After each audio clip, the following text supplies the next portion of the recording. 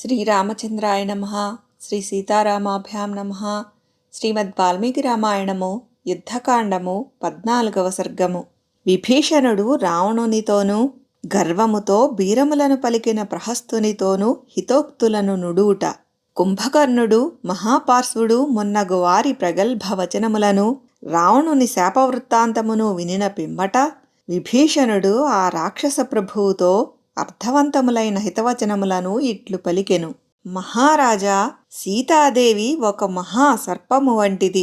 ఆమె యొక్క బాహువుల మధ్య ప్రదేశము ఆ సర్పము యొక్క శరీరము. ఆమె చింతయే విషము. అందమైన ఆమె చిరునవ్వే వాడి అయిన కోరలు. ఒక్కొక్క చేతికి గల 5 వ్రేళ్లు ఆ మహాసర్పము యొక్క పడగలు. ఇంతకును ప్రమాదకరమైన అట్టి మహాసర్పమును నీ మెడకు చుట్టినవాడెవరు? పర్వత శిఖరముల వలె మహోన్నతులు, కోరలు నఖములు ఆయుధములుగా గలవారు అయిన వానర ప్రముఖులు లంకానగరముపై విరుచుకొని పడకముందే సీతాదేవిని శ్రీరామునకు అప్పగించుట ఎంతేని సముచితము.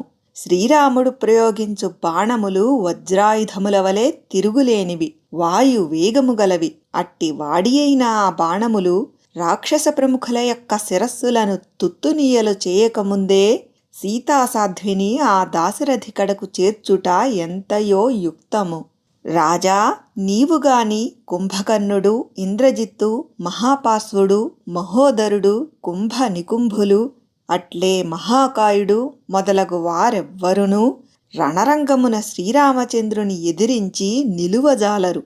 నీవు సూర్యుని అండజేరినను, వాయువును శరణు పొందినను, ఇంద్రుని నీడలో తలదాచుకొన్నను, మృత్యుదేవతను ఆశ్రయించినను, కడకు ఆకాశమండలమున గాని పాతాళ లోకమున గాని దాగికొన్నను శ్రీరాముని బాణాహతి నుండి నీవు తప్పించుకొనజాలవు. ఆయన చేతిలో నీకు చావు తప్పదు. విభీషణుని హితవచనములను వినిన పిమ్మట ప్రహస్తుడు ఇట్లు పలికెను. మాకు దేవతల వలన గాని దానవుల నుండి గాని లేక ఏ విధముగనైనను భయమను మాటయే లేదు.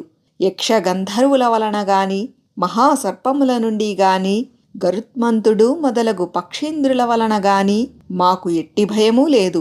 ఇక ఒక రాజకుమారుడైన అనగా మానవమాతృడైన శ్రీరాముని వలన రణరంగమున మాకు భయమిందులకు. విభీషణుడు రాక్షసరాజైన రావణుని యొక్క హితమునే కోరెడివాడు. ఆ మహాత్ముని బుద్ధి ధర్మార్థకామ విషయములయందు చక్కగా పనిచేయును. అందువలన అతడు అహితకరములైన ప్రహస్తుని వచనములను విని అర్థవంతముగా ఇట్లు పలికెను. ప్రహస్త, అధర్మవర్తనునకు స్వర్గప్రాప్తి దుర్లభమైనట్లు నీవును రాజైన రావణుడును మహోదరుడును కుంభకర్ణుడును రాముని విషయమున పలికినట్లుగా జరుగుట అసంభవము.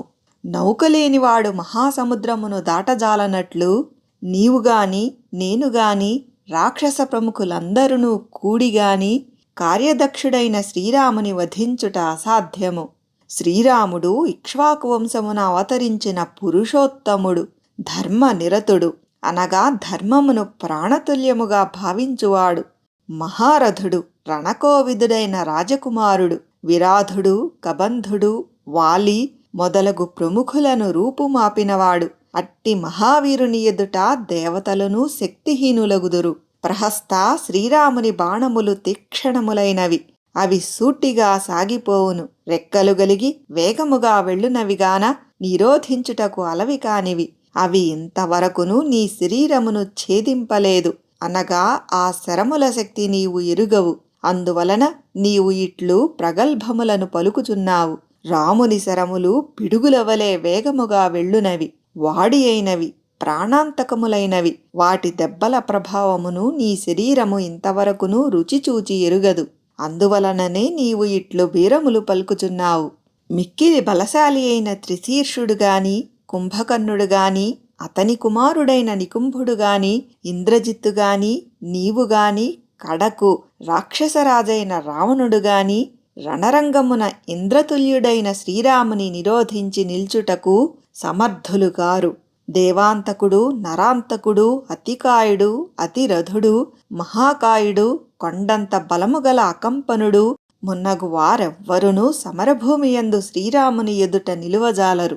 రాక్షసరాజైన ఈ రావణుడు వ్యసనములకు లోనైనవాడు, సహజముగా తీవ్ర స్వభావము గలవాడు, అనగా కఠినాత్ముడు, ముందు వెనుకలు ఆలోచింపక కార్యములకు పూనుకొనువాడు. పైకి మిత్రులుగా కనిపించుచు శత్రువుల వలె వ్యవహరించుచున్న మిమ్ములను నమ్ముకొని రాక్షసుల వినాశము కొరకే యత్నించుచున్నాడు. శ్రీరామునితో వైరమునకు దిగిన ఇతడు అనగా రావణుడు ఒక మహా విషసర్పముచే బలాత్కారముగా చుట్టబడియున్నాడు. ఆ సర్పము యొక్క శరీరము విశాలమైనది, 1000 పడగలు గలది, భయంకరమైనది, చెక్కుచెదరని బలము కలది. ఇట్టి సర్పబంధము నుండి విముక్తుని గావించి ఈయనను మీరే కాపాడవలెను. మీరందరునూ ఈ రావణ ప్రభువు వలన సమస్త ప్రయోజనములను పొందియుంటిరి.